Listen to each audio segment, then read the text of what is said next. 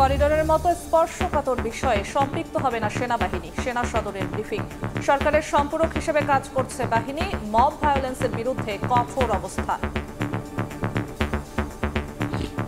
Corridor একটি স্পর্শকাতর বিষয়। আমরা বাংলাদেশ সেনাবাহিনী দেশের নিরাপত্তা বিঘ্নিত কোনো কাজে বাংলাদেশ সেনাবাহিনী সম্পৃক্ত হবে না। গভর্নমেন্ট এবং বাংলাদেশ আর্মি খুব সুন্দরভাবে ওতপ্রোতভাবে একে অপরের সম্পূরক হিসাবে কাজ করছে।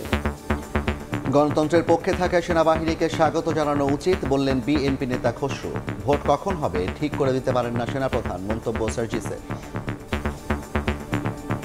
সেনাবাহিনী যদি গণতন্ত্রের কথা বলে, নির্বাচনের কথা বলে, এর থেকে স্বাগত জানানোর আর কিছু নাই আমাদের। সেনাপ্রধান যদি একটি নির্বাচনের মাস বেঁধে দেন, এটা আসলে তার দায়িত্বের জায়গা নয়। সুষ্ঠু এবং স্বচ্ছ একটি নির্বাচনের পরিবেশ কত দ্রুত তৈরি করা যায়, এই ক্ষেত্রে আমরা মনে করি তার একটি ভূমিকা থাকতে পারে।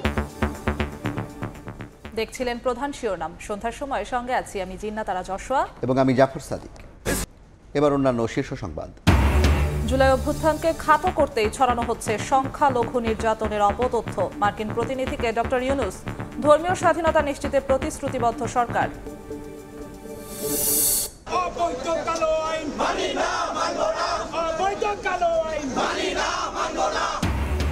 সরকারি চাকরি অধ্যাদেশ বাতিলের দাবিতে উত্তাল সচিবালয়। সুরাহা না হলে কাল সারা দেশে বিক্ষোভের ডাক। সংস্কার কাজে বাধা এলে কঠোর হাতে দমনের হুঁশিয়ারি হাসনাতের।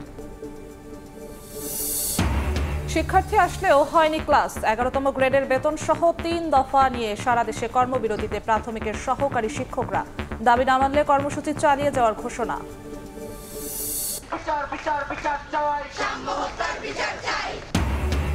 সাম্য হত্যার বিচার দাবিতে আজও উত্তাল ঢাকা বিশ্ববিদ্যালয়। মূল অভিযুক্তদের গ্রেপ্তারের দাবি, উপাচার্য প্রক্টরের পদত্যাগ দাবিতে অবস্থান কর্মসূচি ছাত্রদলের।